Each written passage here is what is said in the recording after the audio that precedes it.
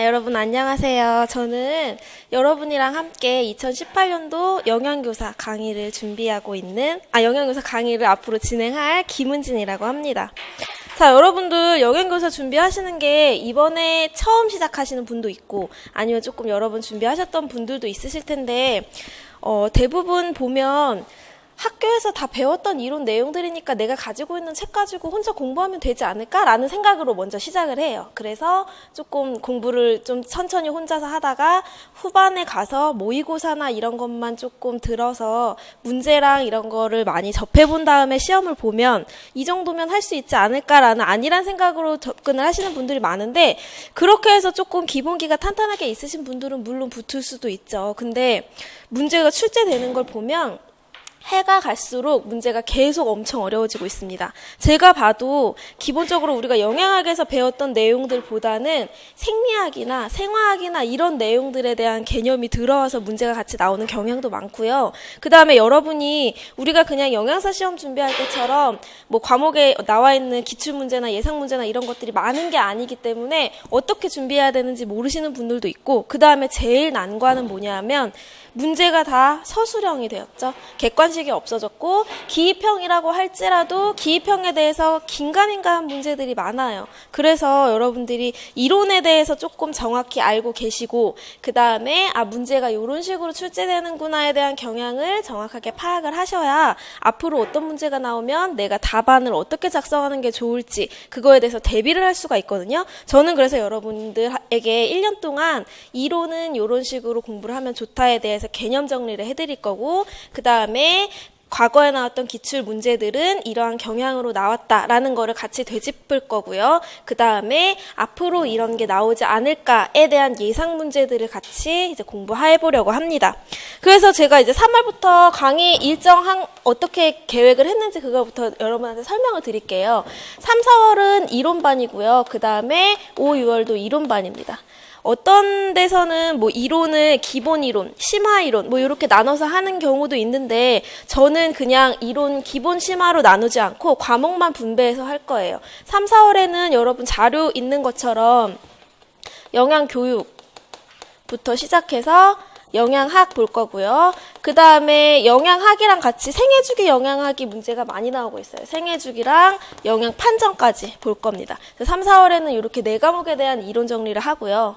그 다음에 5, 6월에는 조리원리랑 식품학을 볼 건데, 조리원리랑 식품학은 제가 과목을 2개를 묶어서 한 번에 설명을 할 거예요. 얘네를 굳이 따로 떼기에도 애매하고 겹치는 부분도 많기 때문에 뭐 식품학에 대해서 어떤 구조를 알고 조리할 때 이렇게 하면 뭐 영양소 손실이 적다, 색소 변화가 적다, 이런 식으로 응용해서 할 거기 때문에 얘네들 같이 엮어서 하고요. 그 다음에 이거를 이제 실무 들어가야 되죠. 단체 급식.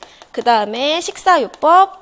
그리고 마지막으로 위생학, 이렇게 구성을 하고 있습니다. 그래서 과목으로는 총 9과목이에요. 근데 제가 2달에 걸쳐서 이렇게 구성을 하고요. 그리고 7, 8월에는 이론 강의는 이제 끝났으니까 기출문제 분석을 할 건데, 이거 같은 경우에는 뭐 여러분들이 따로 스터디 하시는 분들도 있고, 스터디 하시면서 기출 분석들을 많이 하시잖아요. 그래서 굳이 필요 없지 않을까라고 생각을 하실 수도 있는데, 제가 기출 문제 분석에서 어떻게 문제를 할 거냐면, 과거에 문제가 나왔던 이제 추이를 파악을 하고요. 그 다음에 문제가 그거 나온 거에서 파생돼서 나올 수 있는 것들도 굉장히 많거든요. 그래서 그런 것들에 대해서 얘네들을 어떻게 더 조금 배점을 높여서 서술형으로 이게 나온다면 어떤 걸 묻겠는지, 뭐 그런 거에 대해서 조금 문제를 변형해서도 같이 볼 겁니다. 그 다음에 우리가 이제 과거에 이런 게 나왔구나에 대해서 조금 정리가 되면 풀어봐야죠. 여기서 이제 예상 문제에 대한 모의고사를 할 건데, 예상 문제 모의고사는 주차별로 과목별로 갈 거예요. 그러니까 얘를 8주차로 구성을 하면 1주차에는 영양교육, 2주차에는 영양학 뭐 이런 식으로 할 거고, 얘네를 섞어서 내지 않습니다. 왜냐하면 지금 이론에서 정리되어 있는 것들도 엄청나게 방대한 양인데, 그거를 문제를 갑자기 섞어서 내버리면 여러분들이 답안 쓰는 것 자체에서 멘붕 오거든요. 그래서 여기서는 문제가 이렇게 나오면 서술형 답안을 어떻게 기술하면 좋은지에 대한 요령을 같이 알아보려고 해요. 그래서 여기는 과목별로 예상 문제를 해서 모의고사를 풀고요. 그 다음에 이제 여기서 예상 문제에서는, 여기서 모의고사에서는 전 과목을 섞어야죠. 맨날 하던 그 나오는 방식대로 A형, B형 해가지고 기입형 8문항 중에 과목 다 골고루 분포가 되게, 그다음에 서술형 중에서도 골고루 분포가 되게, 그리고 논술형은 나오는 스타일대로 몇 개의 과목을 섞어서 여러 가지를 물어보죠. 작성 방법에 따라서 논하시오. 그런 식으로 문제를 구성을 하고, 가장 마지막 주에는 이론 정리를 할 겁니다. 우리가 알고 있는 이론 내용들이 너무 많지만 이때 하는 개념들과 여기서 이제 중요하지 않다고 생각해서 다뤄지지 않은 것들 중에서 허를 찌르는 문제들이 기입형에 간간히 나오는 경우도 있거든요. 그래서 여기서 이제 마지막 주에는 개념 정리를 해서 지금부터 9개월 동안 여러분들이랑 영양교사 내용을 강의를 하려고 합니다. 그래서 이제 앞으로 바로 있을 3, 4월에는 영양교육, 영양학, 생애주기 영양학, 영양판정 이렇게 4가지 과목에 대해서 볼 건데, 여러분이 우리가 다 대학에서 이거를 전공을 했고 배웠고 자료가 있고 하니까는 그냥 혼자 해도 되지 않을까라고 생각을 하실 수도 있는데, 앞서 말씀드린 것처럼 문제가 엄청 꼬아서 나오는 경우가 요즘 들어서 많이 심해지고 있고요. 그 다음에 기본적인 영양학 내용에다가 조금 더 어렵게 깊이 들어가서 생리학 부분에 대한 내용이 나온다거나, 아니면 이제 문제들이 섞어서 나오는 경우가 많죠. 뭐 식품학에 대해서 구조를 물어보고 그럼 얘를 어떻게 하면 좋으냐, 또는 식품 어떤 영양소의 손실을 적기 위해서 어떻게 조리를 하면 좋고, 뭐 아니면은 뭐 얘네 둘이 묶어가지고 어떤 질환을 가지고 있는데 그 사람한테는 어떤 식재료를 주는 게 좋고 어떤 식으로 조리를 하는 게 왜 좋은지 쓰시오라는 거에 대한 이유가 들어가면, 그 식재료를 뭐 어떻게 조리를 했을 때 손실이 적은지 아니면 구조 변화가 적은지 이런 것들에 대한 설명을 하려면 조리 원리나 식품학이 들어가야 되거든요. 요즘에는 계속 문제 이런 식으로 엮어서도 많이 나오고 있고, 특히 얘네 둘이는 엮어서 자주 나오고 있죠. 생애주기별로 뭐 어떤 영양소 섭취량이 증가하는지, 그거에 대해서 왜 증가하는지 이런 것들 많이 나오고 있고요. 그 다음에 생애주기 같은 경우는 영양교육이랑도 엮어서 문제가 연계해서 많이 나와요.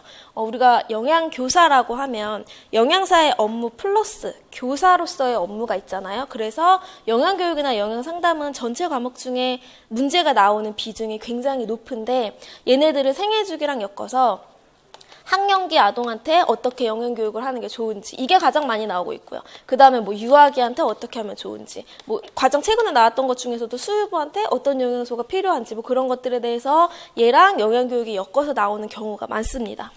그리고 여러분이 어렵게 생각하는 거는 영양학 부분 되게 어렵게 생각들 하시고 영양판정 되게 어렵게들 생각하시죠.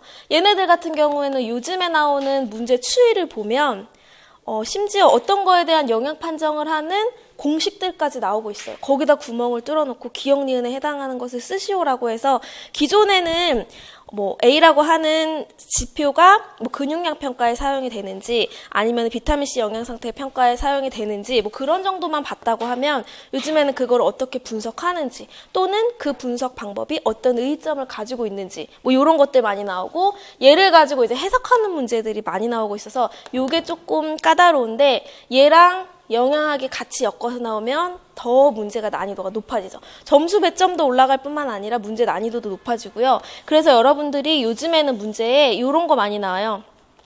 A씨가 뭐 나이가 뭐 50세고 그 다음에 성별이 남자인데 이 사람이 건강검진을 했더니 수치가 요렇게 나왔다 라고 해놓고, 이 중에서 지금 뭐가 정상이 아닌지 고르고 이 사람한테 예상되는 질환이 뭔지 고르고, 그러면 이 사람한테 처방할 수 있는 식사요법 3가지에 대해서 설명하시오, 이런 식으로 문제가 나오면 이 혈액 지표들을 가지고 여러분이 영양 판정을 해야 되고, 그 다음에 이게 정상인지 아닌지에 대한 판정을 해야 되고, 이 사람한테 어떤 질환이 있을 건지에 대한 거는 식사요법이나 영양학이나 이런 개념에서 여러분이 끌어와서 예상되는 질환을 제시를 하고 그에 맞는 식사 처방을 써야 되고, 이렇게 과목도 여러 가지가 섞어서 문제가 나오는 경향이 많거든요. 그래서 3, 4월에 이론 정리를 한다고 하더라도 우리가 기출분석이나 예상문제, 모의고사 이런 것들을 통해서 얘네들을 조합해서 나오는 문제들에 어떻게 대비를 하면 좋은지, 어떻게 접근하면 좋은지 이런 것들을 같이 보려고 합니다. 그 다음에 당연히 이때 들어갈 때는 문제풀이를 하니까는 여러분들이 이제 서술형을 쓸 때 어떤 단어를 선택해서 쓰는 게 좋은지 너무 확고하게 이거는 무조건 먹으면 안 된다라고 식사요법에서는 그렇게는 잘 쓰지 않아요. 저도 그렇게 쓰지 말라고 합니다. 가능하면. 그래서 어떻게 쓰냐면 보통은 이렇게 섭취하는 것을 권장한다. 이렇게 먹도록 추천한다. 이런 단어를 써야지 너무 확실하게 이거는 뭐 무조건 하나도 먹으면 안 된다. 이렇게는 할 수가 없거든요. 어떤 영양소도 우리가 간질환이 있으면 지지를 먹으면 안 되지만 지지를 하나도 안 먹으면 지용성 비타민이나 뭐 그로 인한 것들에 대한 2차적인 문제가 발생될 수 있어서 증상이 완화가 되면 조금씩 먹는다라던가 증상이 완화가 되면 중세지방산으로 섭취를 한다라던가 그런 내용들이 들어가도록 조금 돌려서 조금 답을 유하게 작성할 수 있는 기술들을 제가 문제풀이나 이런 모의고사 할 때 같이 알려드릴 예정입니다.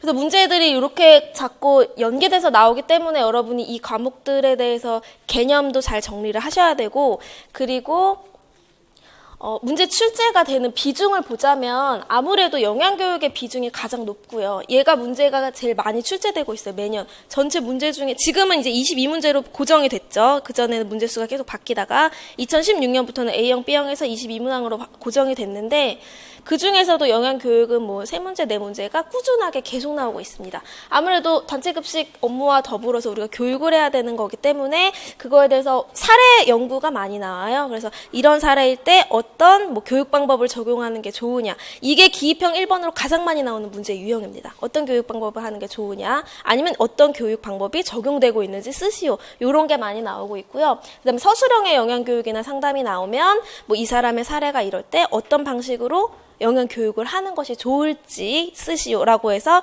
여러분이 그 알고 있는 지식들 중에 이 사례에 적합한 거는 이 개념이구나를 뽑아서 직접 응용할 수 있는 문제들이 많이 나오고 있고요. 그 다음에 많이 나오는 비중이 영양학이에요. 영양학은 기입형에서 나오면은 뭐 크게 어렵진 않아요. 그냥 영양학 같은 경우에는 박스 안에 막 설명을 해주고 이 영양소는 뭐 수용성 비타민이다, 어떤 식품에 많이 들어있다, 어떤 기능을 가지고 있다, 얘가 누굴까? 요거에 대해서 그냥 기입형이니까 단답형으로 하나만 쓰는 경우가 있고 아니면 이거에 대해서 누군지 쓰고 얘 결핍증이 뭔지 쓰시오 또는 뭐 얘 독성증이 뭔지 쓰시오 이런 식으로 나오는 경우도 있어서 기입형으로 나오면 크게 어렵지 않은데 얘가 서술형으로 나오면 생애주기랑 엮어서 나오거나 아니면 이렇게 묶어서 나오면 문제가 굉장히 어렵게 나오거든요. 요즘에 근 2년간 나왔던 문제 중에서는 심지어 이런 것도 있었죠. 우리가 한국인 영양섭취 기준은 딱히 뭐 어떤 과목에 포함되는 내용은 아니에요. 근데 문제에 많이 출제되기 때문에 저는 이거를 강의를 하긴 할 건데 이거에 대해서 에너지 필요량 산출할 때 공식에 대해서도 나왔었고요. 문제 중에 나온 것 중에. 그 다음에 에너지 필요량 산출하는 그 4가지 요소들 중에 뭐 성장기 이거 답이 아마 성장이었던 게 있어요. 뭐 이런 것도 나오고 그런 식으로 얘가 자꾸 에너지 필요 추정량 아니면 운동할 때 에너지에서 운동영양학과 관련된 내용들도 나오고 있어요. 그래서 저는 방문각에서는 영양교사 이론을 제가 하는 거는 이번에 처음 개설을 하는 거지만 그 전에 4년 동안 그 영양교사 문제들이 어떻게 출제되었는지를 계속 분석을 했었거든요. 그래서 문제가 이런 식으로까지 나오니까 이론을 할 때 더 깊이 들어가야겠구나, 여기까지 설명을 해야겠구나에 대한 자료가 조금 어느 정도 준비가 되어 있긴 해요. 그래서 여러분들이 갑자기 나타나서 이걸 가르친다고 하니까는 조금 못 믿어온데 라고 하실 수도 있지만 조금 제가 그런 것들은 여러분한테 같이 해결시켜줄 수 있는 어느 부분에서 작용을 할 수 있을 거라고 생각을 하고요. 그 다음에 얘네 둘이 문제가 가장 많이 나오고 생애주기는 크게 많이 나오진 않아요. 많이 나오진 않는데 간간히 나오면은 서술형으로 나오는 경우가 많거나 얘네 둘이 엮어서 또는 영양교육이랑 엮어서 나오는 경우가 종종 있고요. 영양판정은 문제 자체가 어렵고 외울 것도 많고 그 다음에 솔직히 신체계측 이런 거 공식 외우는 거 저도 싫어요. 엄청 어렵고 헷갈리고 근데 그런 게 종종 나오니 뭐 시험을 대비해서 여러분이 알고 계셔야 되는데 기계적으로 공식만 외울 순 없죠. 요즘에 나오는 방식은 공식에 블랭크 뚫어놓고 기억 니은 쓰시오에다가 플러스 그래서 어떻게 판정할 건지 쓰시오에 대해서 직접 판정을 해야 됩니다. 최근에도 나온 것 중에 비타민 A 섭취 결과에 대해서 뭐 어떤 방법을 하는 게 적용하는 게 좋은지 쓰시오 뭐 이런 내용들 나왔거든요. 그런 좀 응용할 수 있는 문제들이 많이 나오기 때문에 얘에 대해서도 조금 여러분이 비중을 두고 보셔야 되고요. 조리원리나 식품학은 생각하는 것만큼 크게 많이 나오진 않아요. 그리고 얘네는 중요한 것들이 조금 한정적으로 있어요. 다행히도. 전분이라고 하면 뭐 호화, 아니면 뭐 아밀로즈랑 아밀로펙틴 비교 요 정도 나오는 거고, 뭐 그다음에 지질하면은 유지의 산화 이쪽에 비중이 조금 많이 들어가고, 물론 다른 것들도 나오지만, 육류하면 사후강직이 대표적으로 많이 나오고 있고, 어패류하면 비린내 이런 식으로 이제 식재료가 나오면 거기에 대해서 어떻게 우리가 조리를 처방할 건지, 그다음에 그것이 일어나는 원인이 식품학적으로 어떤 것 때문인지 뭐 이런 게 좀 한정적으로 있어서 얘는 그나마 공부하기에 뭐 크게 어렵거나 까다롭거나 하진 않으실 것 같고요. 단체 급식은 우리가 영양교사를 하게 되면 어쨌든 실무를 해야 하니까, 교육과 더불어 급식의 업무를 가지고 있으니까 그때 관련해서 실무랑 관련된 내용들이 많이 나오는데, 기존에는 그냥 뭐 요런 그 단체 급식의 절차에 대해서 좀 간략한 것들이 문제에 많이 나왔어요. 단체 급식 절차라고 하면 우리가 첫 번째로 뭐 어떻게 하면 얼마나 올 것인지에 대한 수요 예측을 하고요. 그 다음에 필요량을 결정을 하죠. 뭐 필요량을 결정하기 위해 뭐 재고 파악을 한다거나 뭐 그런 것들을 한 다음에 구매를 합니다. 발주를 합니다. 그래서 발주에 대해서 뭐 관련된 서식들 이런 거 문제에 많이 나오고 있고요. 그 다음에 발주를 하면 그것들이 이제 배달돼서 오니까 입고되었을 때 우리가 해야 되는 검수 업무에 대한 거 나오고, 그 다음에 지금 사용하지 않는 거에 대해서 저장을 해야 되고, 요렇게 한 파트가 식재료를 구매하는 단계에서 왔을 때 처리하는 것까지가 한 파트라고 보면, 다음 파트는 이제 배식을 하는 데 있어서 어떻게 하면 조리를 제대로 할 것인지, 뭐 대량 조리를 할 때 분산 조리를 하는 방법이라던가, 아니면 배식을 할 때 적정 온도를 맞추는 방법이라던가, 뭐 그런 식으로 해서 배식할 때 관련된 것들, 그 다음에 우리가 배식을 한 다음에 위생적으로 안전하기 위해서 보관해야 되는 보존식이나 아니면 뭐 맛평가를 위한 검식이나 이런 것들에 대한 한 파트, 이렇게 크게 두 가지로 나오거든요. 그래서 얘네 같은 경우는 이론적인 것만 이제 정확히 개념을 잘 구분하고 있으면 뭐 크게 헷갈리거나 어려울 건 아니라서 단체 급식은 그렇진 않은데, 요즘에는 여기에다가 인적관리 요인이라던가 이런 것들도 종종 나오고 있어요. 그래서 인적관리 요소는 솔직히 뭐 2014년 이때만 해도 제가 이제 기출 분석을 할 때 단체 급식에서 크게 중요하다고 보지 않는 파트였는데, 이게 문제가 나오면 어쨌든 한 문제가 나오면 또 나올 수 있으니까 그거에 대한 개념을 알아야 되잖아요. 그래서 뭐 이런 거에 대한 자료들도 계속 이제 킵을 하고 있거든요. 그래서 얘네들까지 이제 포함해서 우리가 실무에서 적용할 때 어떻게 하면 좋을지에 대한 내용들을 이제 다룰 거고요. 그 다음에 얘는 단체 급식은 위생학이랑 많이 나오거든요. 왜냐하면 위생학은 말 그대로 식중독 급식사고 나는 거를 방지하기 위한 건데, 이거를 방지하기 위해서 수 예측하는 방법에서도 그렇지만, 뭐, 발주할 때 뭐 얼마나 해야 될지, 그 다음에 검수할 때 어떻게 해야 될지, 뭐, 냉장식품을 먼저 할지, 건조식품을 먼저 할지, 이런 것들에 대한 검수 순서도 있고요. 그 다음에 저장할 때도 저장 창고가 냉장고냐, 냉동고냐에 따라서 그 저장 관리를 해야 되는 것들에 대한 기준도 다르고요. 얘네들이랑 엮어서 많이 나오기 때문에 위생학이랑 얘랑 엮어서 나오거나, 아니면 이제 여기가 관건이죠. 위생사고니까, 식품 급식사고니까, 식중독 일어나지 않으려면 배식할 때 복장을 어떻게 해야 할지, 온도 어떻게 맞추어야 할지, 뭐 등등에 대한 요인들이 나온다거나, 아니면 보존식. 얘야말로 식중독에 대한 원인 규명을 하기 위해서 보관하는 거기 때문에 얘가 갖는 의의점이나 뭐 이런 것들에 대한 내용들이 많이 나오고 있죠. 그리고 이렇게 보존식이나 검식이나 이렇게 법적으로 뭐 몇 그램을 몇 시간 동안 보관해야 된다, 이런 게 법령이 고시된 경우에는 간혹 가다가 법이 개정이 되는 경우도 있어요. 그래서 이런 것들도 이제 수시로 잘 파악을 해야 되거든요. 그래서 그런 것들에 대한 자료도 최신 업데이트된 자료들로 이제 구성을 해서 단체 급식에서 내용을 볼 거고, 식사요법은 문제 출제 비중이 높은 편은 아닌데 얘가 난이도가 굉장히 높습니다. 식사요법이랑 영양판정의 난이도가 높은 편이에요. 얘는 그냥 우리가 뭐 간질환이라고 하면 뭐 지방간, 아니면은 해봤자 간질환에서 최고 난이도 높은 거는 기존에는 간성뇌증, 간성혼수 요 정도였어요. 근데 요즘에는 막 뭐 위절제 수술이라던가 무슨 식도염이라던가 막 이런 조금 큰 묵직묵직한 병들이 아니라 여러 가지 잔가지에 있는 병들까지 계속 나오기 때문에 식사요법이 조금 공부할 내용들이 되게 파장이 많아요.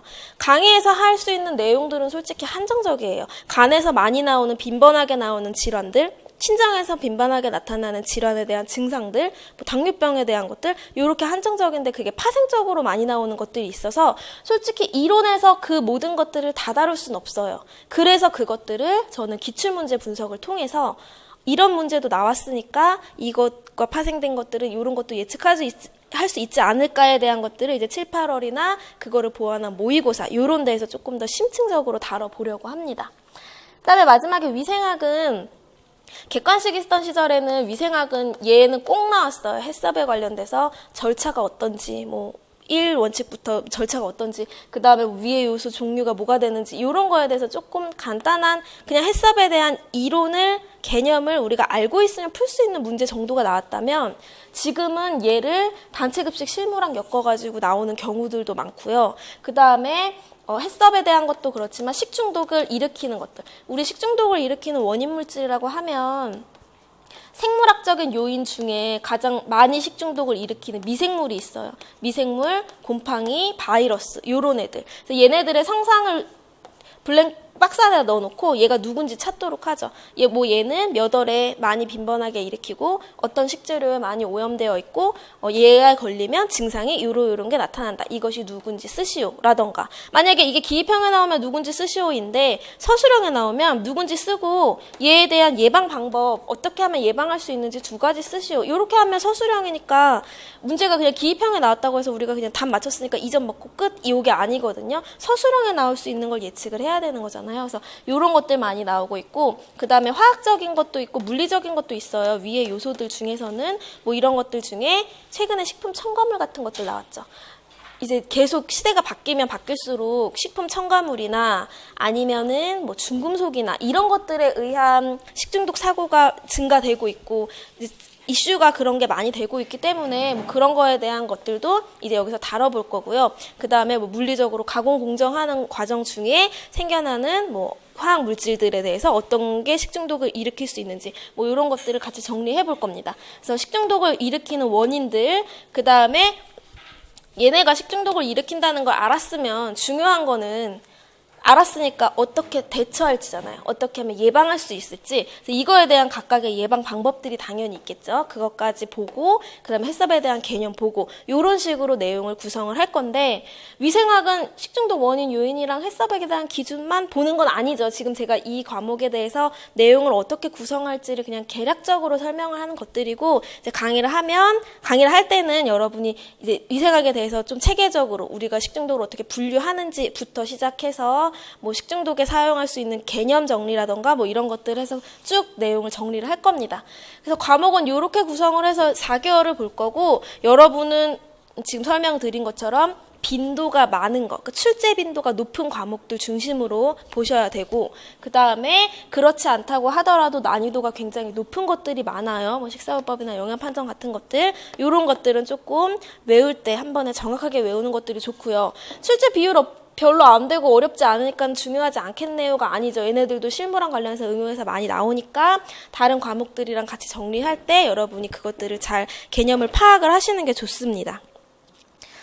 그리고 뭐 7월부터 11월까지에 대한 내용들은 거기 이제 상세 강의 일정에 나왔고 아까도 설명을 드렸고 하니까 여러분이 정리를 하시면 되는 거고 지금까지는 제가 3월부터 11월까지 영양교사 강의를 진행을 하면서 어떤 식으로 월별 과목 구성을 하고 어떤 식으로 이제 강의를 진행을 할 건지에 대해서 설명을 한 거고 여러분은 지금 저를 처음 보는데 저렇게 설명한다고 해서 저 사람이 진짜 잘 가르치는지 안 가르치는지도 모르고 그 다음에 잘 가르치고 안 가르치고를 떠나서 강의를 할 때는 스타일이라는 게 있어요. 여러분도 대학 다닐 때 교수님들마다 과목이 다 다르면 이 교수님은 나랑 이렇게 좀 스파르타식으로 가는 게 빡빡하게 강의를 하는 게 스타일에 맞는 사람이 있고 조금 하고 쉬고 하는 게 성향에 맞는 사람이 있듯이 강의를 뭐 제가 잘하고 못하고도 중요하겠지만 여러분들이랑 맞는 그 성향이 맞는 것도 중요하기 때문에 제가 기출문제를 지금 최근에 나왔던 작년 11월에 나왔던 문제 중에 4문항을 준비를 했습니다.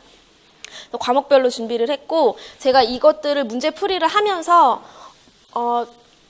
제가 어떤 식으로 강의를 하는지에 대해서 여러분이 조금 파악을 하시면 앞으로의 수업을 듣는 걸 결정하는 데 있어서 뭐 아니면 준비하는 데 있어서 조금 도움이 되지 않을까 싶어서 내문항을 준비를 했고요. 제일 먼저 볼 거는 2018년에 나왔던 A형 문제 중에 9번 문항입니다. 기입형은 일단 뭐 너무 플랫하니까 문제들 뺐어요. 일단 서술형 위주로 준비를 했고요.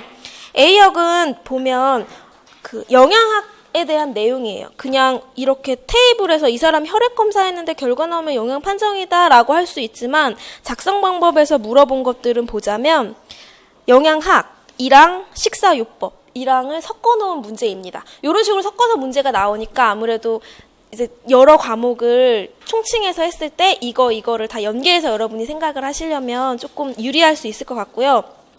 자, 문제 한번 볼게요. 김철수 씨가 혈액 검사를 했고 나는 정상인의 암모니아 대사 과정이고요.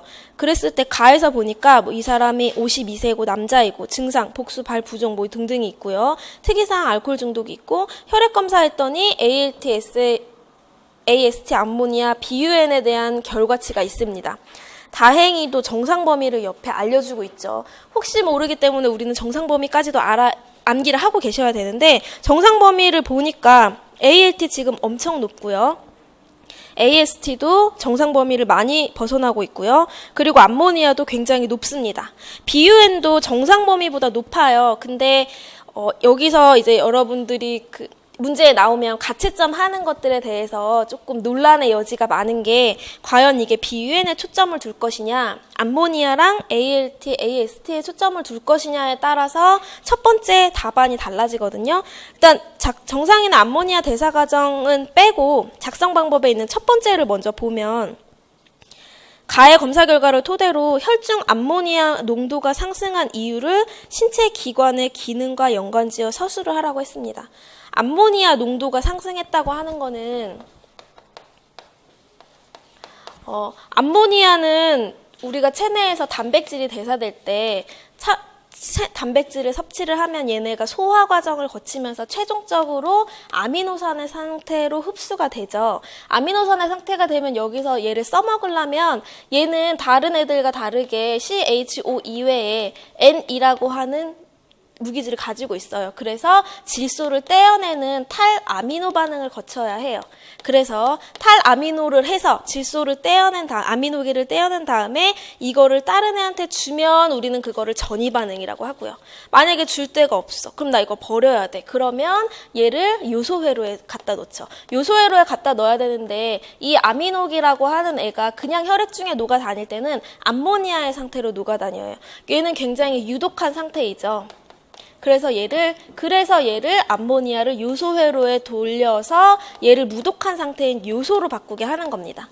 그래서 요소의 형태로 결국에는 신장을 통해서 배설이 되는데 여러분이 지금 여기서 그 갑론을박이 나오는 것 중에 신장이냐 간이냐 이렇게 이제 답들이 많이 갈리고 있더라고요.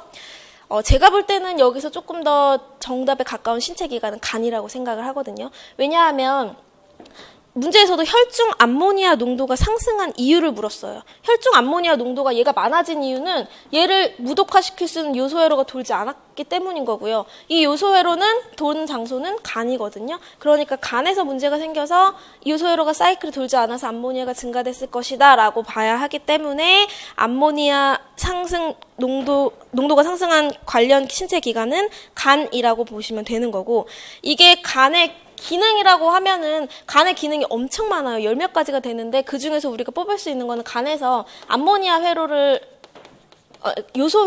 요소회로가 작동이 되어서 암모니아를 무독화시킨다. 이제 이 문장에 대한 단어들이 들어가면 되겠죠.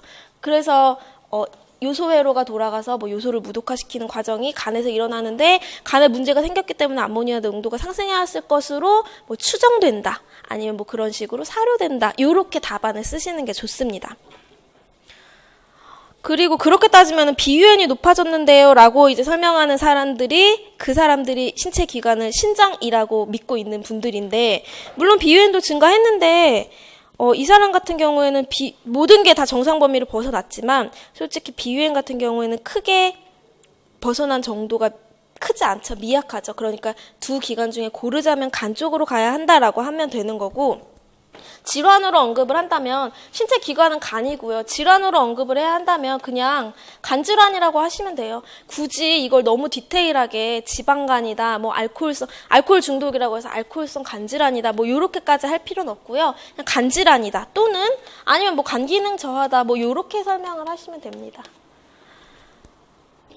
이 정도의 질환 때문에 간과 관련해서 이 정도 질환이 있을 것으로 추정이 돼서 뭐 혈중 암모니아 농도가 상승하였다라고 보시면 되는 거고, 그 다음에 이제 작성 방법에 두 번째, 세 번째 있는 거는 나에 대한 설명을 읽고 보셔야 되는데, 여러분이 이거에 대한 뭐 작년에 이 문제를 시험을 응시를 하셨었는지 아니면 이거에 대한 문제풀이를 뭐 개인적으로 스터디를 하셨었는지는 모르겠지만 우리가 대학에서 영양학에서 배웠던 암모니아 회로는 솔직히 이렇게까지는 안 나왔어요.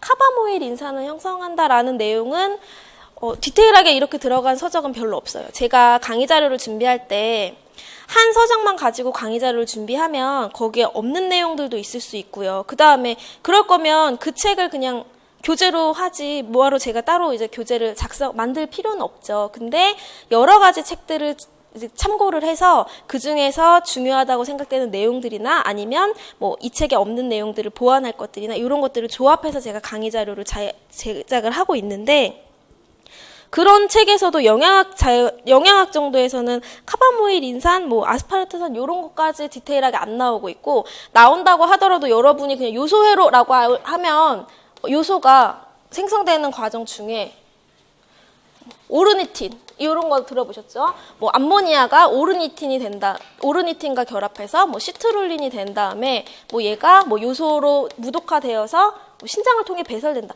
요게 우리가 영양학에서 그냥 배우는 가장 플랫하게 나오는 기본적인 요소 회로에 대한 키워드들이에요. 근데 여기서 뭐 카바모일 인산도 나오고 아스팔트산도 나오고 하는 거, 뭐 아르기노 숙신산 이런 것도 나오는 걸로 보자면 얘네들은 생리학에 대한 내용들이 같이 엮어서 나오는 경우이고요. 제가 그래서 제가 이 여러 가지 9가지 과목 중에서 제가 가장 자신 있다고 생각하는 과목이 저는 영양학이거든요.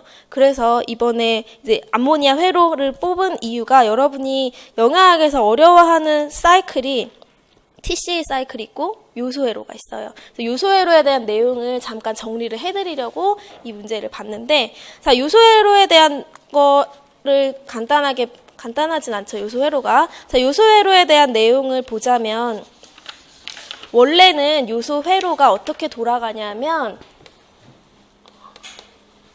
아미노기를 제거하는 반응이에요. 아미노기가 암모니아가 되어서 유독하기 때문에 이거를 제거하기 위한 반응이고, 아미노기를 그래서 결국에는 무독한 요소로 바꿀 겁니다. 근데 아미노기는 얘는 CO2랑 결합을 해요. 나중에 영양학을 할 때 조금 더 자세하게 배울 거지만 아미노기는 맨 처음에 CO2랑 결합을 합니다. 얘가 바로 카바모일 인산이에요. 그래서 여기서 기억에 들어가는 답은 니은에 들어가는 답이 CO2예요. 이산화탄소거든요. 그 다음에 영양학은 항상 A가 B랑 만나서 C가 되면 반응물 A와 B, 생성물 C, 그 다음에 그 장소가 일어나는 곳, 그게 중요하거든요. 그 세 개를 세트로 외워야 되는데, 이 카바모일 인산이 형성되는 곳은 미토콘드리아입니다.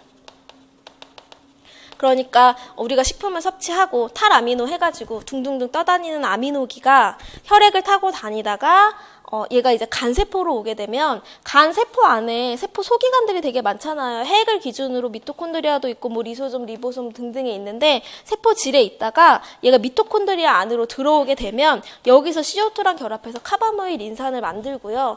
이 카바모일 인산이 오르니틴이랑 결합을 하는 거예요. 그래서 오르니틴과 카바모일 인산이 결합을 하면 그게 시트룰린이 되는 겁니다. 우리는 그냥 아미노기가 오르니틴과 결합해서 시트룰린이 된다로만 알고 있었지만 원래 상세적인 과정은 이러하고요. 그 다음에 시트룰린이 되면 얘는 다시 세포질로 나와요. 그러니까 이 과정은 미토콘드리아에서 일어나는 거고 시트룰린 되는 것까지는. 그 다음에 시트룰린이 되고 나면 얘는 세포질로 나오게 됩니다. 근데 얘가 세포질로 나오면 요소의 구조를 보면 요소가 이렇게 생겼거든요. NH2를 2개 가지고 있어요. 근데 지금 카바모일 인산에 있는 NH2 1개밖에 없잖아요. 하나가 더 필요하거든요. 그 하나의 아미노기를 주는 공역체가 바로 아스파르트산이에요. 그러니까 아스파르트산이라고 하는 아미노산으로부터 탈아미노해서 NH2를 하나를 더 띄워오겠죠. 그래서 시트룰린이 아스파르트산에서 나오는 NH2랑 결합을 하게 되면 그러면 만들어내는 게 아르기닌 숙신산입니다. 그 다음에 아르기닌 숙신산은 얘가 어떤 효소에 의해서 분해가 돼요. 얘가 분해가 되면 아르기닌이 되고 그 다음에 푸마르산이 됩니다.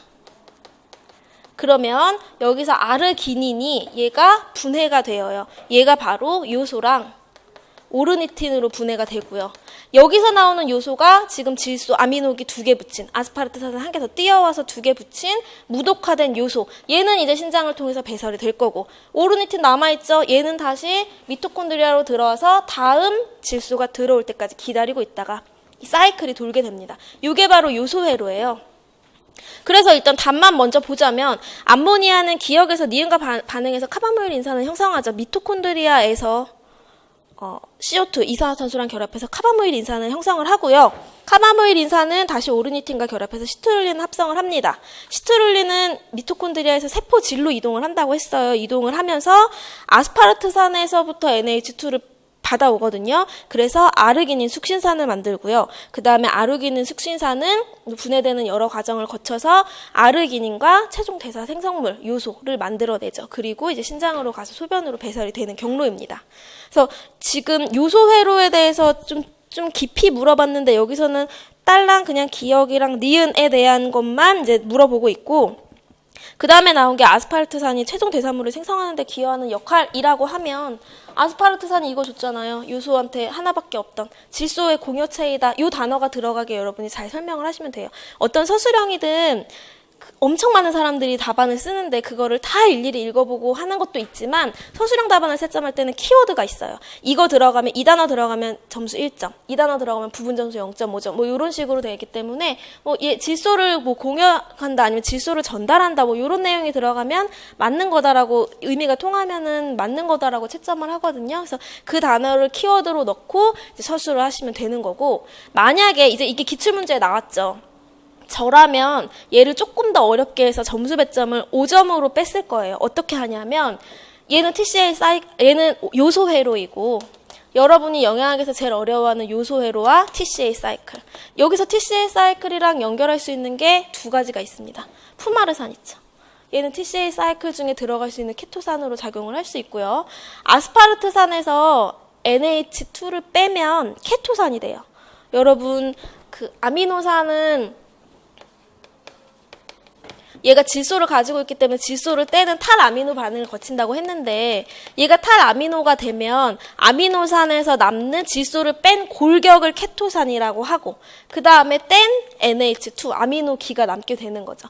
얘가 빠지면 케토산 골격이고 여기다가 이걸 붙이면 다시 아미노산이 되고 이 과정을 왔다 갔다 하는데 아스파르트산 아미노산이잖아요. NH2 뗐으면 얘는 케토산이 돼요. 그 케토산 골격은 TCA 사이클에 들어갈 수가 있습니다. 그래서 저라면 요소회로랑 TCA 묶어가지고 어떻게 연결될 수 있는 뭐 중간 물질을 2가지를 쓰시오라고 하는 식으로 냈으면 조금 더 문제가 어려워지고 배점도 높아지게 할 수도 있겠죠. 그러니까 이런 식으로 문제가 조금 깊이 있게 영양학뿐만 아니라 생리학까지 다뤄가면서 과목 몇 가지를 아우르는 그런 문제들이 많이 나오고 있으니까 여러분이 조금 그거를 좀 주의 깊게 보셔야 할 필요가 있을 것으로 이제 생각이 됩니다. 그리고 다음 문제는 12번 문제인데요. 여기서는 뭐 행동 변화 단계 모델에 대해서 작성 방법을 따라서 설명을 하시면 되는데 사례를 보니까 일단 비만으로 판정을 받았어요. 근데 문제가 뭐냐면 아침을 결식하는 것, 점심을 과식하는 것 이게 문제라고 파악이 되었고요. 그래서 영양교육을 1달 동안 실시를 했습니다. 명호가 직접 이제 이거에 대해서 어떻게 행동 개선을 하면 좋을지에 대해서 우선 이거를 깨달았고요. 그 다음에 우선은 일주일에 3일 이상은 아침을 먹겠다라고 시도를 했습니다. 그래서 영양교사는 명호에게 매일 아침 식사하기 실천 계약서를 스스로 작성하게 하였습니다. 이 사례에서 단계를 쓰고요. 그 다음에 행동 수정 전략을 설명을 하시면 되는데, 영양교육의 이론 중에 보면 건강 신념 모델이 있고요. 그 다음에 계획적 합리적 행동이론이 있고요. 그리고 사회인지론이 있고, 네 번째로 나오는 게 행동 변화 모델입니다. 이게 영양교육의 이론이에요. 제가 이렇게 짚는 이유는, 저는 기출문제가 분석이 나오면 그 큰 카테고리 안에 어느 갈래에 나오는 문제인지를 먼저 짚고 시작을 해요. 왜냐하면 이론 중에 얘네들이 있었지, 근데 얘를 물어보는구나를 알면 얘랑 뭐가 다른지, 얘랑 그래서 장점과 단점이 뭔지 이런 거를 비교하는 게 조금 생각하기가 떠올리기가 쉽거든요. 그래서 이렇게 보는 이론 중에 지금 얘를 물어보는 거고, 행동변화 단계라고 하는 거는 그 사람이 지금 어떤 상태에 대해서 내가 행동을 지금 인식을 하고 있다, 하지 않고 있다, 요거에 대해서 5가지로 구분을 하죠. 그래서 고려 전 단계, 그 다음에 고려 단계, 준비 단계, 그 다음에 행동 단계, 유지 단계, 이렇게 5가지로 구분을 하는 거고, 이 중에 과연 얘는 무슨 단계에 해당이 되느냐라고 할 수가 있는데, 지금 얘가 보면 일단 아침을 매일 먹어야 한다는 것을 깨달았어요. 이거는 어느 정도 문제를 인식했고요. 그 다음에 일주일에 3일 이상 아침 먹기를 한 달 동안 실시를 하고 있었습니다.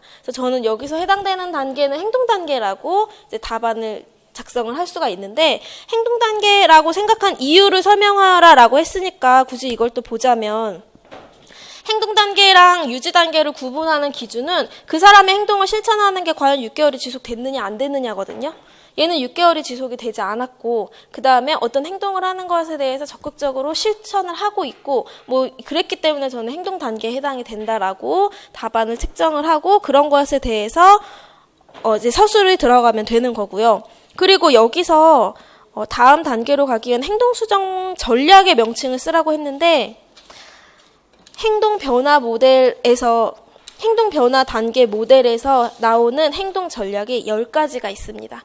여러분이 나중에 강의를 들으시면 아시겠지만 의식 증가에서부터 여러 가지가 있는데, 단계별로 쓸 수 있는 전략들이 달라요. 그래서 행동 변화 단계 전략이라고 하는 거는, 지금 고려 단계면 준비 단계로 넘어가기 위해서 여기에 어떤 전략을 써서 어떻게 하면 이 사람이 2단계로 넘어갈 것인가, 준비는 2단계로 가면 어떻게 넘어갈 것인가, 이렇게 하면 이렇게 사용할 수 있는 전략을 말을 하는 건데, 저는 여기에 이 학생은 지금 명언의 행동 단계에 속하고 있고, 여기에 사용한 계약서 작성하는 거는 자기 방면이라고 하는 전략에 해당이 된다라고 답안을 마련을 했습니다. 근데 어떤 분들은 이거에 대해서 영양교육 혹시 공부를 따로 하셨거나 지금 딱 기억이 나신다고 하면, 자기 방면은 준비 단계에서 행동 단계로 넘어갈 수 있는 단계에 쓸 수 있는 전략이에요. 이거는 뭐냐 하면, 자기 스스로 나는 이렇게 할 수 있어에 대해서 스스로 실천하고자 하는 것들을 계획을 하는 것에 대해서 자기 방면이라고 하거든요.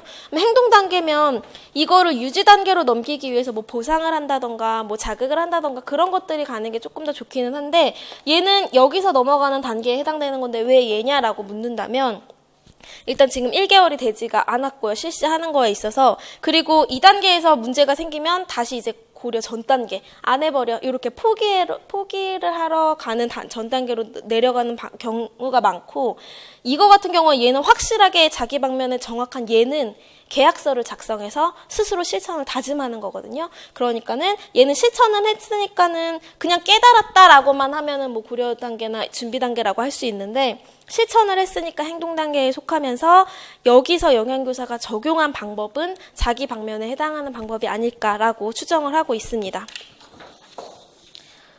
그래서 여기서 굳이 문제에서 한 달 동안 영양교육을 실시를 하면서 1주차에 계약서를 쓰게 했는지, 아니면 한 달 이후에 계약서를 쓰게 했는지 이런 거에 대한 내용이 없잖아요. 그러니까 영양교사는 이렇게 자기 방면을 해서 계약서를 써서 스스로 할 수 있도록 둬둔 다음에, 그 다음에 이제 이 아이가 아침 먹기를 일주일에 3일 이상 한 달간 실천을 했다라고 추측을 할 수 있어서 저는 행동 단계와 자기 방면이라고 답안을 마련을 했고요.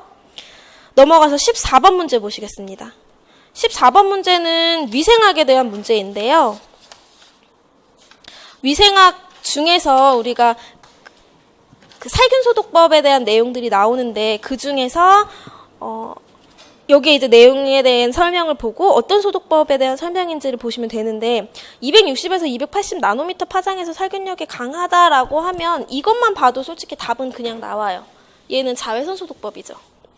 우리가 살균소독법이라고 하면 제일 먼저 자비소독법, 열탕소독법이 나옵니다. 끓여서 소독하는 거. 그 다음에 오토클레이브 이용하는 고압증기 멸균법이 있고요. 그 다음에 똑같이 멸균 방법 중에 그 과정이 다른, 처리 과정이 다른 간헐적 멸균법이 있고요. 그리고 건열, 수분을 사용하지 않는 건열 멸균법이 있고요. 그리고 자외선, 그리고 마지막에 방사선, 요렇게 구분을 할 수가 있는데 그 중에 자외선 소독법에 대해서 지금 묻고 있습니다.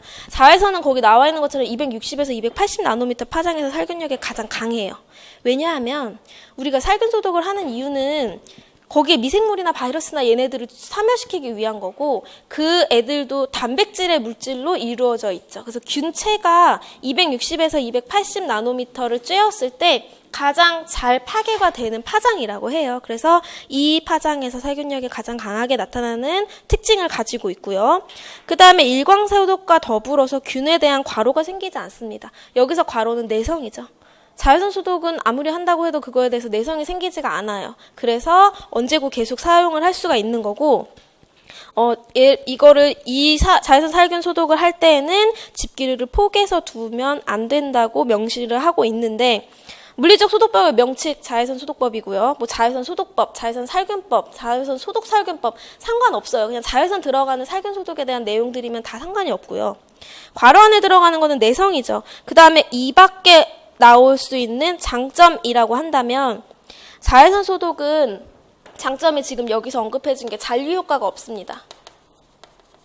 잔류 효과가 없다고 하는 거는 장점이지만 단점일 수도 있어요. 장점이라고 할 수 있는 거는 내가 그 자외선을 직접 식품에 얘가 남아있어서 내가 먹는 거가 아니기 때문에 장점일 수 있고 단점은 대신에 거기서 꺼내는 순간에는 오염이 될 수가 있죠. 자외선 소독과 안에서는 컵이 안전하다가 잘 살균이 되어 있다가 마침 문 닫고 딱 꺼냈는데 그때 천장에서 뭐가 떨어졌다? 문 닫을 때 떨어졌다라고 하면 오염이 될 수도 있는 거예요. 그래서 뭐 그런 거에 대해서는 장점이 될 수도 있고 단점이 될 수도 있는데 그거는 이제 어떻게 설명하느냐에 따라서 서술하는 기술에 따라서 달라질 수가 있죠. 어쨌든 여기 나오는 것 중에 자외선 소독법의 장점으로는 잔류 효과가 없고요. 그 다음에 내성이 생기지 않는다고도 여기서 얘기를 했고요. 그 밖에 있는 것들을 언급하고자 한다면 모든 균종에 대해서 효과가 있습니다. 모든 균종, 어떤 균종이든 상관없이 이 정도 파장을 쬐을 때 살균력이 강하게 나타나는 경향이 있고요. 왜냐하면 얘 같은 경우는 포자 사멸이 안 돼요. 근데 멸균을 해야만 포자 사멸이 되죠. 균종이나 이런 것들에 따라서 다르죠. 근데 얘는 모든 균종에 대해서 어느 정도 효과가 일정하게 있고요. 그 다음에 사용하는 방법이 어렵지 않죠. 그냥 소독고 열고 넣기만 하면 되니까 방법이 크게 어렵지 않고요. 그 다음에 식품에 대한 품질 변화 이런 게 적습니다. 물성 변화가 적어요. 자외선 소독고에 어떤 걸 넣는다고 해서 갑자기 시들해진다거나 이런 게 크지 않아요. 대신에 너무 많이 너무 오랫동안 쬐면 지방에 산패가 있거나 이런 게 조금 미약하게 있을 수는 있다고 하지만 가능한 다른 방법들에 비해서는 품질의 변화, 물성의 변화가 적은 편입니다. 이런 것들이 얘네들에 대한 장점이라고 볼 수가 있고요. 그 다음에 여기서 소독할 때 집기류를 포개어두면 안 된다라고 한 것에 대해서 이 소독법의 특징을 설명하라고 했는데 집기류를 포개어두면 안 된다라고 하는 거는 이 자외선 소독고의 한계점 중에 단점 중에 침투성이 없다는 게 한계예요. 침투성이 없다고 하는 거는 내가 컵을 넣었는데 컵을 포개어 놓으면 이 안쪽에 있는 컵 위에 올라가 있는 컵 바닥면에 묻어 있는 거는 살균이 안 돼요. 얘가 이렇게 쬐었을 때 바닥을 뚫고 여기 뒷면을 하지 못하기 때문에 안 됩니다. 그래서 소독할 때 얘를 포개어 두지 말라고 하는 거고 그것은 살균에 대해서 침투력이 낮기 때문에 식품을 투과하지 않기 때문이라고 보시면 되는 거고요. 만약에 여기서 조금 더 소수령에 대해서 그러면 어떻게 자외선 소독기를 이용하는 것이 올바른지에 대해서 쓰시오라는 것도 이제 조금 파생돼서 조금 나온다라고 가정을 해서 보자면, 식약처에서 고시하고 있는 자외선 소독기를 올바르게 사용하는 방법이 있어요. 그 중에 얘처럼 소독할 때 겹치지 않게 한 층으로 넣는다라는 것도 있고요. 그 다음에 우리 자외선 소독기에 넣을 때 컵을 먹는 쪽을 윗면을 통하게 하죠. 왜냐하면 소독고 자체에 자외선 램프가 위에 있거든요. 요렇게 쬐야 되니까 컵을 요렇게 놔야 돼요. 만약에 얘를 엎어 놓으면 자외선은 얘 겉부분만 소독을 하는 거지 안쪽은 침투를 못하니까, 그래서 자외선 램프가 있는 방향으로 올바른 방향으로 놓는다라는 것도 이 소독기를 올바르게 사용하는 방법 중에 하나라고 할 수가 있고요. 그리고 우리는 그냥 컵 세척하고 바로 넣는데, 원래는 올바르게 사용을 하려면 건조한 다음에 보관을 한다라는 내용도 있어요. 왜냐하면 얘를 건조시키지 않으면 물기가 있는 거 채로 넣는 거기 때문에 전체적인 습도가 떨어지고요. 전체적인 소독고 안에 습도가 떨어지면 자외선 램프의 그 성능이 떨어지기 때문에 건조한 다음에 넣는 게 좋다. 뭐 이런 것들도 있고, 그 다음에 자외선 램프가 가운데 쪽에 있으면 자외선에 쪼여지는 방향에 따라서 가장자리보다는 중앙에 있는 것들에 대한 살균 소독 효과가 더 큽니다. 위치에 따라서. 그래서 뭐 가능하면 가장자리는 놓지 않는다. 이런 것들도 올바른 사용법에 포함이 돼요. 뭐 그 밖에 램프를 주기적으로 교체를 한다. 주기적으로 청소를 한다. 뭐 이런 것들도 있거든요. 그래서 그런 것까지 추가로 알고 계시면 좋을 것 같습니다. 그 다음에 마지막으로 B형의 7번 문제인데요. 여기서는 지금 사례를 먼저 보니까 기름이 남아있는데 유통기한이 지나서 새로 사온 기름을 가지고 튀김을 하고 있고요. 그리고 다 끝나고 나서 튀김에 사용한 기름을 다른 병에 옮겨서 보관을 할 때 뚜껑을 열고 잘 식힌 다음에 병에 옮겨서 보관을 하고 있습니다. 이거에 대해서 기억, 니은에서 일어날 수 있는 산화의 차이, 그리고 니은에 대한 것들을 물어보고 있는데, 일단 오일 하면, 유지류 하면 제일 많이 나오는 게 산패예요. 유지의 산패에 대해서 뭐 물리적으로 특성이 어떻게 변화되는지, 아니면 그거가 어떤 요인들에 의해서 산패가 일어나는지, 어떻게 하면 우리가 걔네들을 컨트롤할 수 있는지, 이런 게 많이 나오고 있는데, 산패는 크게 가수분해에 의한 산패가 있고요. 그 다음에 가열에 의한 산패가 있고요. 자동으로 일어나는 자동산화가 있습니다. 가수분해에 의한 산패라고 하는 거는 산, 알칼리, 뭐 아니면 효소 이런 거에 의해서 산화가 일어나는 것들을 말을 하는 거고, 가열은 말 그대로 온도를 처리했을 때, 그 다음에 얘는 아무것도 하지 않았는데 자기 혼자서 산화되는 경우에, 산소를 흡수해서 산화되는 경우에 자동산화가 일어난다고 해서, 기억에 해당되는 거는 유통기한이 지난 기름이죠. 얘는 유통기한이 지났다는 거는 개봉하고 나서 오래됐다는 거고, 그만큼 개봉하고 나서 얘를 산소랑 접촉이 많이 됐기 때문에 일어났을 산패이다라고 가정을 한다면 자동산화에 의한 산패를 묻고 있는 거라고 볼 수가 있고요. 니은은 튀김에 사용한 기름이죠. 기름을 가열 처리를 했습니다. 가열 산화에 의한 산패라고 구분을 할 수가 있는데, 얘네들의 차이는, 가장 큰 차이는 그거예요. 산화는 되는데 얘는 가열을 했다는 거, 온도를 고온으로 올렸다는 거. 그 다음에 자동산화는 가열 처리를 하지 않아도 스스로 산소와 접촉해서 산화가 이루어졌다라고 하는 거고요. 그 다음에 얘가 일어날 수 있는 원인으로 보는 가장 큰 차이는 가열을 했냐 안 했냐, 요거에 따라서 얘냐를 구분을 하는 거고, 그 다음에 가열산화든 자동산화든 이후에 나타나는 물리적인 특성 변화는 다 비슷해요. 거기 세 번째 있는 문항, 니은에서 나타난 변화 두 가지를 설명하라고 했는데, 가열에 의해서 산화가 일어났던 자동산화가 일어났던, 산화를 시키고 나면 점도가 증가하고요. 기름이 액상이었던 게 끈적끈적해지고요. 그 다음에 지방산이 분해되니까 유리지방산의 농도가 증가하고요. 그 다음에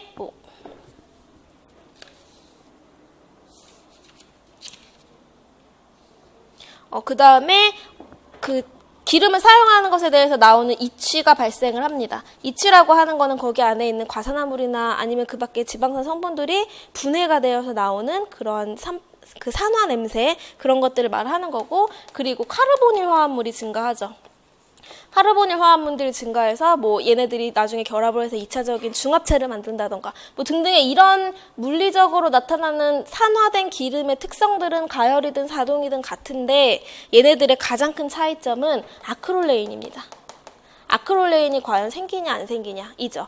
우리가 튀김류로 사용하게 되면, 가열 처리를 하게 되면, 기름을 고온으로 처리를 하게 되면 걔가 푸른 연기가 나는 시작하는 지점, 푸른 연기가 난다고 하는 거는 그 표면에서 지방이 글리세롤이랑 지방산으로 분해되는 시점을 말을 하는 거고, 그때 생성되는 아크롤레인에 의해서 여러 가지 이제 독성 반응이 일어날 수도 있죠. 식중독 증상이 일어날 수도 있고, 그래서 이게 가열산화에서는 일어날 수 있는데 자동산화에서는 아크롤레인이 생성되지 않아요. 그러니까 얘의 차이점을 설명을 하라고 한다면, 이 산패가 일어나는 원인이 열 처리가 있었냐 없었냐, 그리고 생성되는 것들 중에 아크롤레인이 생성되냐 안 되느냐, 이게 가장 큰 두 가지의 특징적인 차이점이라고 볼 수가 있습니다. 그래서 그러한 내용을 보시면 되는 거고, 튀김류에서 나타난 변화는 점도 상승부터 시작해서 내용이 동일하니까 그걸 보시면 되는 거고, 여기서 조금 애매하게 나온 게 니은에 영향을 미친 요인 두 가지를 대화에서 찾아 제시하라고 하고 있거든요.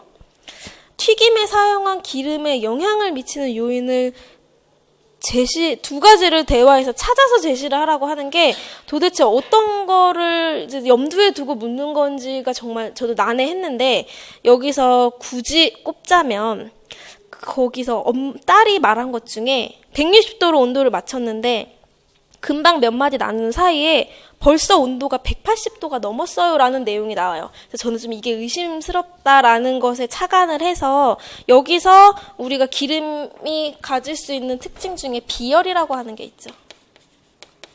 그 다음에 발연점이라고 하는 게 있죠. 기름이 갖는 물리적인 특징이 굉장히 많지만, 녹는 점부터 시작해서 엄청 많지만, 그 중에 여기서 꼽을 수 있는 게 비열과 발연점이라고 저는 가정을 했거든요. 그래서 발연점 같은 경우에는 튀김류는 발연점이 높은 기름을 사용해야 돼요. 그쵸?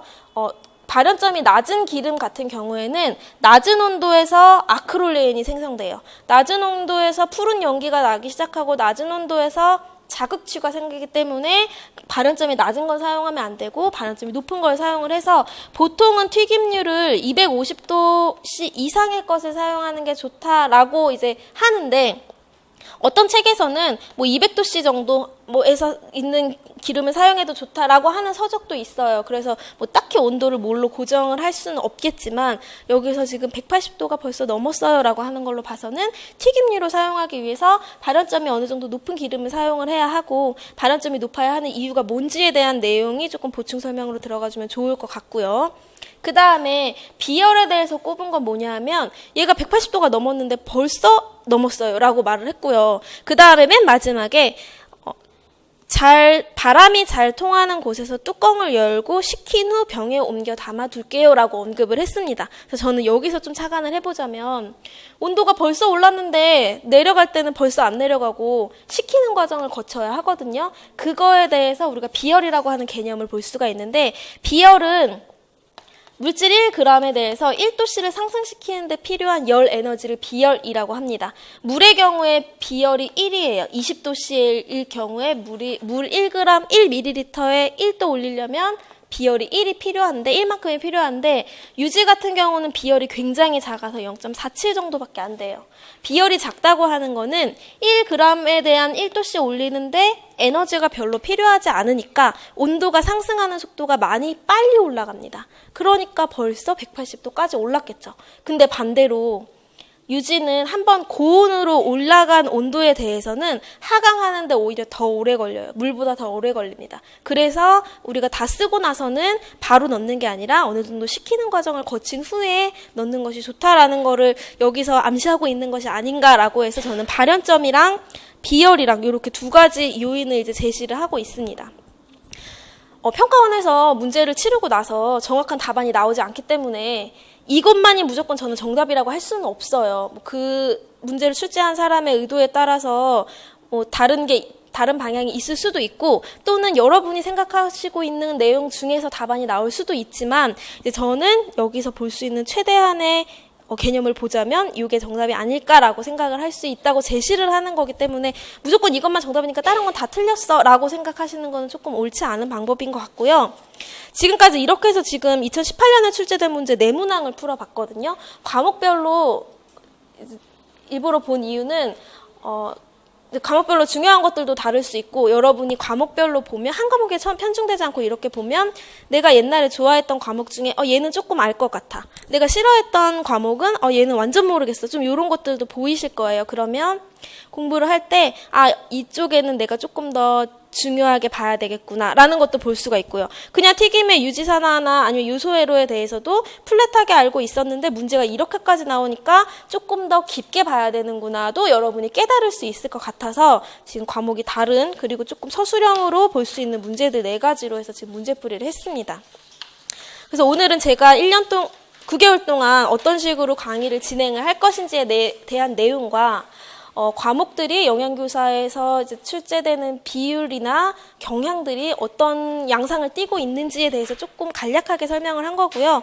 다음 강의는 3월 첫 주 금요일부터 내일 모레 말고 다음 주 금요일부터 시작을 해서 오전 10시부터 시작을 해서 오전 3시간, 그 다음에 점심시간 1시간 갖고 오후 3시간 이렇게 해서 하루에 6시간씩 강의를 갈 건데 제가 배정한 거는 영양교육이랑 영양판정이랑 얘네들을 잘 섞어서 해놨어요. 그리고 문제 출제가 많이 되는 것들부터 과목을 짜놨습니다. 그래서 영양교육, 영양학 먼저 시작을 하고 그 하반 4월이 되면은 뭐 생애주기 영양학이나 영양판정 이런 식으로 구성을 했거든요.